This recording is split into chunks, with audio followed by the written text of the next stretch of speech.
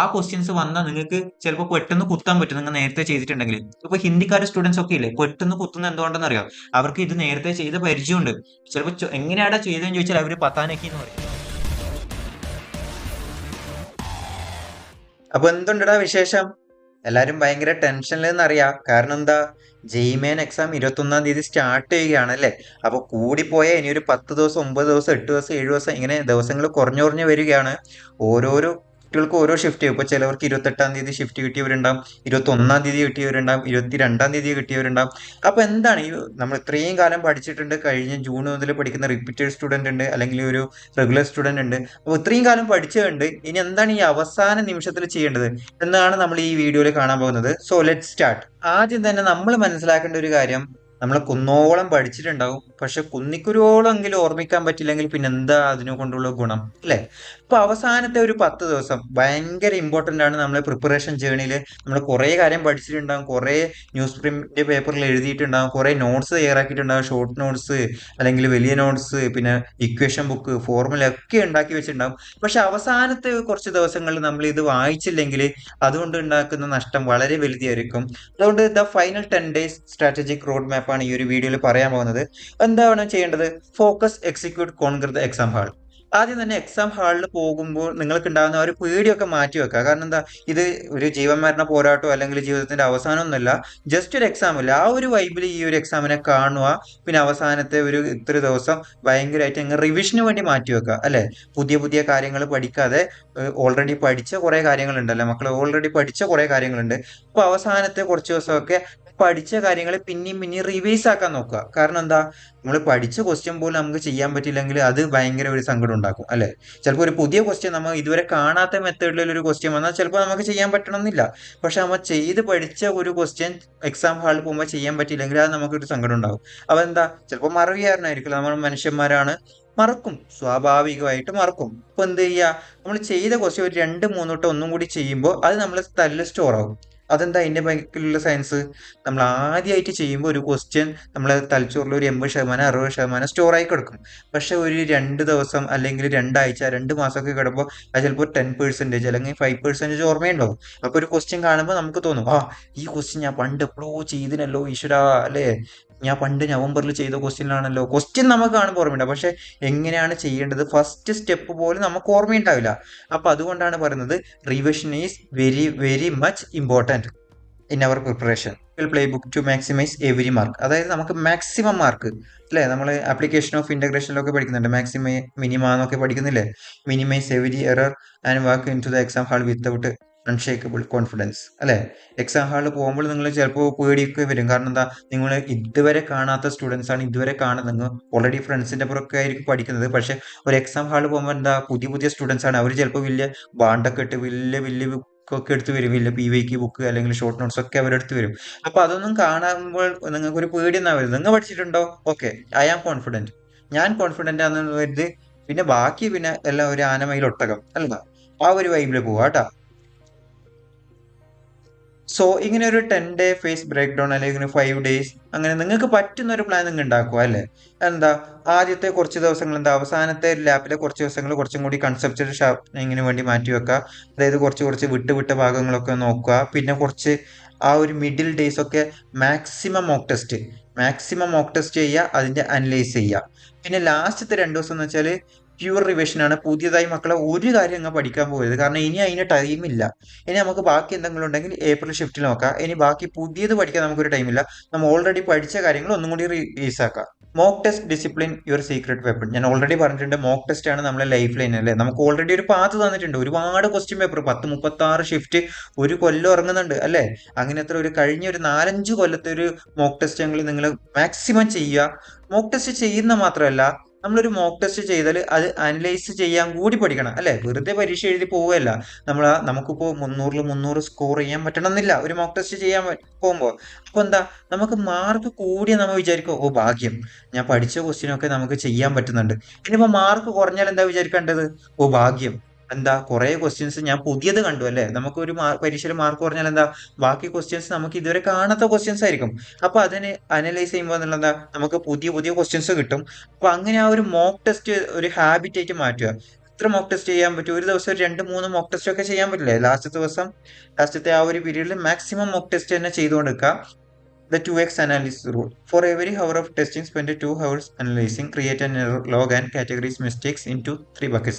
Silly, അതായത് നമുക്ക് 3 തരത്തിലാണ് മക്കളെ ഒരു മാർക്ക് പോകുന്നത്. ഒന്ന് സില്ലി, നമ്മൾ സില്ലി മിസ്റ്റേക്ക്, ഇപ്പോൾ കാൽക്കുലേഷൻ എറർ, ഞാൻ നേരത്തെ പറഞ്ഞു 2 × 3 = 5 എന്നൊക്കെ നമ്മൾ എഴുതി പോകും. നമ്മൾ ചിലപ്പോൾ ആ ഒരു എക്സാം ടെൻഷനിൽ അങ്ങനെ എഴുതി പോകും. റോങ് സൈൻ കൺവെൻഷൻ, ചിലപ്പോൾ പ്ലസ് ഇടേണ്ടടുത്ത് മൈനസ് ഇട്ടുണ്ടാകും. നമുക്കറിയാം റേ ഓപ്റ്റിക്സ് എന്ന പാഠം വളരെ ഇമ്പോർട്ടൻ്റ് ആണ് ഫിസിക്സിൽ. അപ്പോൾ എവിടെ മിറർ ഫോർമുല, ലെൻസ് ഫോർമുല, എവിടെയാണ് മൈനസ്, എവിടെ യു എന്താ പോസിറ്റീവ് ആണോ, വി എന്താ പോസിറ്റീവ് ആണോ നെഗറ്റീവ് ആണോ, അപ്പൊ അവിടെയൊക്കെ നിങ്ങളൊരു ക്ലാരിറ്റി വരുത്തുക. അതാണ് conceptual gaps in understanding that need immediate fix. നമുക്കൊരു കൺസെപ്ച്വൽ ക്ലാരിറ്റി വേണം അല്ലെ, എങ്ങനെയൊക്കെയാണ് നടക്കുന്നത്, ഇത് നടന്നാൽ ഇത് നടക്കും, ഇവിടെ ആ ഒരു നമ്പർ വന്നാൽ ഇവിടെ ഇങ്ങനെ മാറ്റണം, ഇങ്ങനെ സൈൻ മാറ്റണം, യൂണിറ്റ് ഇങ്ങനെ മാറ്റണം, 10⁻⁴ അങ്ങനെ ആക്കണം അല്ലെ. നമുക്ക് കിട്ടുന്ന ഉത്തരം തന്നെ ഓപ്ഷനിൽ ഉണ്ടാവണം എന്നില്ല അല്ലെ. നമ്മളൊരു ഡ്യൂട്ടി എന്താ, നമുക്ക് തന്നൊരു ക്വസ്റ്റ്യൻ ഓപ്ഷനിലേക്ക് കൺവേർട്ട് ചെയ്യാന്നാണ്, അല്ലാതെ ABCD. അപ്പോൾ ആ ഒരു ഓപ്ഷനിലേക്ക് കൺവേർട്ട് ചെയ്യാനുള്ള ഒരു സ്കില്ലും കൂടി നിങ്ങൾക്ക് വേണം. Time related, attempted but couldn't finish at time. അതായത് ചില ക്വസ്റ്റ്യൻസ് നമ്മൾ തുടങ്ങുമ്പോൾ വിചാരിക്കും നമുക്ക് കിട്ടുന്നു, പക്ഷെ ഒരു 2-3 മിനിറ്റൊക്കെ സ്പെൻഡ് ചെയ്യുമ്പോഴാണ് മനസ്സിലാവും ഇത് എവിടെയോ എത്തി അല്ലെ, ഒരു എൻഡിങ്ങിലേക്ക് എത്തൂല. അപ്പൊ നിങ്ങൾ എന്ത് ചെയ്യണം, പെട്ടെന്ന് തന്നെ സ്കിപ്പ് ചെയ്യുക. പിന്നെ നമുക്ക് ഇനി ചിന്തിക്കാൻ സമയമില്ല. അപ്പൊ കഴിഞ്ഞു, പിന്നെ അടുത്ത ക്വസ്റ്റ്യൻ വേഗം തന്നെ സ്കിപ്പ് ചെയ്യുക. അങ്ങനത്തെ ക്വസ്റ്റ്യൻസ് ഒക്കെ മാർക്കഡ് ഫോർ റിവ്യൂ എന്ന് അടിച്ച് പെട്ടെന്ന് തന്നെ സ്കിപ്പ് ചെയ്യുക. ഇനി ഓരോ സബ്ജക്റ്റ് വൈസ്, ഇപ്പോൾ ഫിസിക്സ്, കെമിസ്ട്രി, മാത്സ്, ഇങ്ങനെ സബ്ജക്റ്റ് വൈസ് നോക്കുകയാണെങ്കിൽ നമ്മൾ കുറെ ഹോട്ട് ടോപ്പിക് ഉണ്ട്. ഫിസിക്സിലൊക്കെ എപ്പോഴും ചോദിക്കുന്ന കുറെ നല്ല ഹോട്ടായിട്ട് നല്ല വെയിറ്റേജ് ഉള്ള പാഠങ്ങളൊക്കെ ഉണ്ട്. ഇപ്പോൾ മോഡേൺ ഫിസിക്സ്, സെമി കണ്ടക്ടർ, അല്ല ഡയറക്റ്റ് സ്കോർ ചെയ്യുക, പെട്ടെന്ന് പഠിക്കാനും പറ്റും, പെട്ടെന്ന് പഠിച്ചു തീരും, പെട്ടെന്ന് സ്കോർ ചെയ്യാൻ പറ്റും. ഡി ബ്രോഗ്ലി, വേവ്ലെങ്ത് ഒക്കെ ചോദിക്കുന്നത് ഷിഫ്റ്റിൽ ഒരു ക്വസ്റ്റ്യനെങ്കിലും ഉണ്ടാവും. അതേപോലെ +2 ഫിസിക്സ് ഭയങ്കര ഇമ്പോർട്ടൻ്റ് ആണ്. +1 ഫിസിക്സ് തന്നെ നിങ്ങൾ ചിലപ്പോൾ മറന്നിട്ടുണ്ടാവും, +2 പിന്നെ നിങ്ങളെ തലക്ക് ഓർമ്മ വെക്കുന്നുണ്ടാവും. അതേപോലെ current, electricity, magnetism, units and dimension and error, അതൊക്കെ ഒരു ഫ്രീ ആയിട്ട് കിട്ടുന്ന മാർക്കാണ് അല്ലെ. നിങ്ങൾ എന്തായാലും ആ ഒരു പാഠത്തിന് വേണ്ടിയിട്ടൊക്കെ നിങ്ങൾ കുറച്ച് ടൈം സ്പെൻഡ് ആക്കിയാൽ തന്നെ ഒരു ഷുവർ മാർക്കാണ്, ഷുവർ കോട്ട് ക്വസ്റ്റ്യൻ അതൊക്കെ. അതുപോലെ തന്നെ ഇപ്പൊ ഒരു NTA ഒരു ട്രിക്ക് എന്ന് വെച്ചാൽ അവര് സ്റ്റേറ്റ്മെന്റ് ബേസ്ഡ് ക്വസ്റ്റ്യൻസ് ഒക്കെ ഇറക്കാൻ തുടങ്ങിയിട്ടുണ്ട്. കാരണം എന്താ, ചോദിച്ചു ക്വസ്റ്റ്യൻസ് ഒക്കെ തീരലായി, എത്രപാട് ക്വസ്റ്റ്യൻസ് ഇവർ ഉണ്ടാക്കുക അല്ലെ. അപ്പോൾ കുറച്ചൊരു സ്റ്റേറ്റ്മെന്റ് ടൈപ്പ് ക്വസ്റ്റ്യൻസ് ഒക്കെ വരുന്നുണ്ട്. അപ്പോൾ NCERT ടെസ്റ്റ്, NCERT എന്ന് പറഞ്ഞാൽ ബൈബിളാ, NCERTയിലെ ആ സമ്മറി പേജസ് ഒക്കെ ഒന്ന് വായിച്ചു നോക്കാം. ചിലപ്പോൾ എങ്ങാനും ഒരു 2-3 ക്വസ്റ്റ്യൻസ് ചോദിച്ചാലോ 8 മാർക്ക് നല്ല പറഞ്ഞാലുണ്ടല്ലോ എത്ര റാങ്ക് കയറുന്ന അറിയാം നിങ്ങൾക്കെല്ലാം. ഇപ്പൊ NCERT പറ്റുവാണെങ്കിൽ ഈ ഒരു ജനുവരി ഷിഫ്റ്റിന് പറ്റുവാണെങ്കിൽ NCERT ടെക്സ്റ്റ് ബുക്ക് ഒക്കെ കുറച്ചൊന്ന് മറിച്ചു നോക്കുക. NCERTയിൽ സോൾവ് ചെയ്തിട്ടുള്ള എക്സാമ്പിൾ ഉണ്ട്, മിസ്ലേനിയസ് എക്സാമ്പിൾ ഉണ്ട്, അത് മസ്റ്റ് ആയിട്ട് ചെയ്തു പോവുക. കാരണം എന്താ, ചിലപ്പോൾ ആ ക്വസ്റ്റ്യൻസ് വന്നാൽ നിങ്ങൾക്ക് ചിലപ്പോൾ പെട്ടെന്ന് കുത്താൻ പറ്റും, നിങ്ങൾ നേരത്തെ ചെയ്തിട്ടുണ്ടെങ്കിൽ. ഇപ്പൊ ഹിന്ദിക്കാരുടെ സ്റ്റുഡൻസ് ഒക്കെ ഇല്ലേ, പെട്ടെന്ന് കുത്തുന്ന എന്തുകൊണ്ടെന്ന് അറിയാം, അവർക്ക് ഇത് നേരത്തെ ചെയ്ത പരിചയമുണ്ട്. ചിലപ്പോൾ എങ്ങനെയാടാ ചെയ്തതെന്ന് ചോദിച്ചാൽ അവര് പത്താനഹി എന്ന് പറയും, പക്ഷെ അവർക്ക് ചെയ്ത പരിചയം കൊണ്ട് അവരത് കുത്തുകയും ചെയ്യും.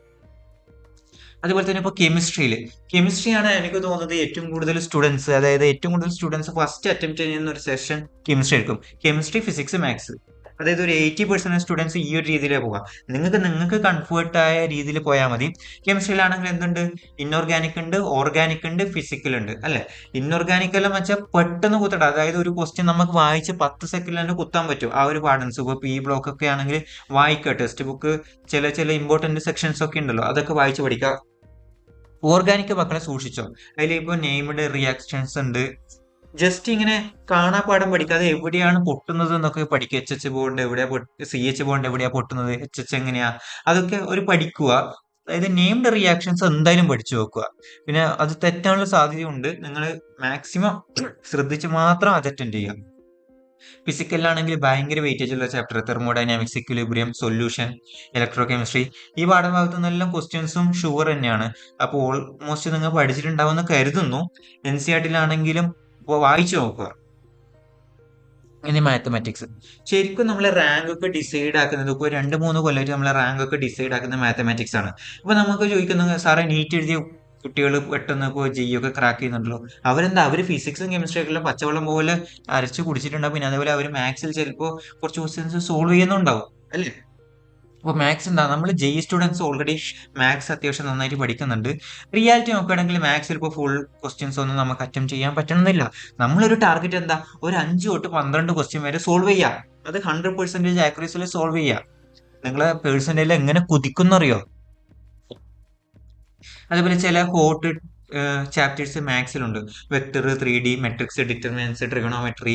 പിന്നെ ഇപ്പോൾ ഞാൻ ഒരു ട്രിക്കും കൂടി പറഞ്ഞു, ഈ applications of integration, applications of derivation, differential calculation, integration, continuity, ഇതൊക്കെ ഇല്ലടാ ടെക്സ്റ്റ് ബുക്കിൽ ചിലപ്പോൾ സോൾവ് ചെയ്തിട്ടുള്ള എക്സാമ്പിളൊക്കെ ഉണ്ട്.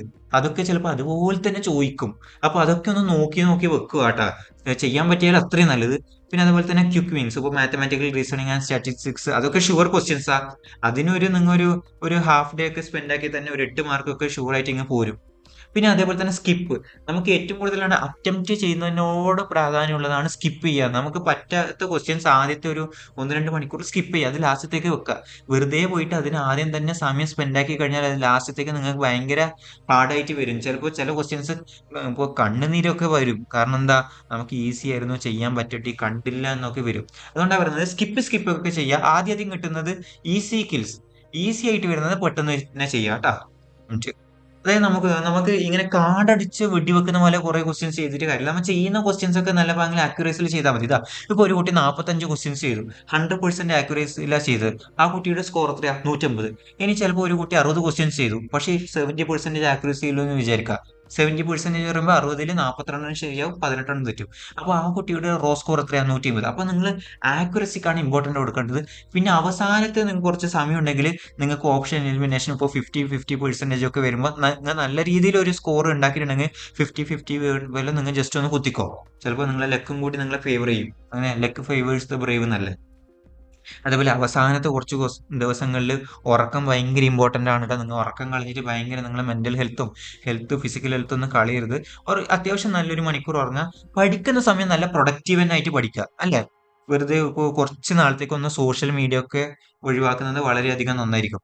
അതേപോലെ ഒരിതാണ് നമ്മളെ ടോപ്പർ പ്രഷർ ഒഴിവാക്കുക. അതായത് നിങ്ങളെ സ്റ്റുഡൻസിനോട്, നിങ്ങളെ ഫ്രണ്ട് സർക്കിളിനോട്, എടാ നീ എത്ര പഠിച്ചു, ഞാൻ എത്ര പഠിച്ചു, ഞാൻ 2 കെട്ട് പഠിച്ചു, ഞാൻ 2 ബക്കറ്റ് പഠിച്ചു എന്നൊക്കെ ഡിസ്കസ് ആക്കുന്നത് നിർത്തുക. കാരണം എന്താണെന്ന് വെച്ചാൽ ചിലപ്പോൾ നിങ്ങൾ ഡിസ്കസ് ആക്കുന്ന സ്റ്റുഡൻറ്റ് നല്ല ടോപ്പ് സ്റ്റുഡന്റ് ആയിരിക്കും.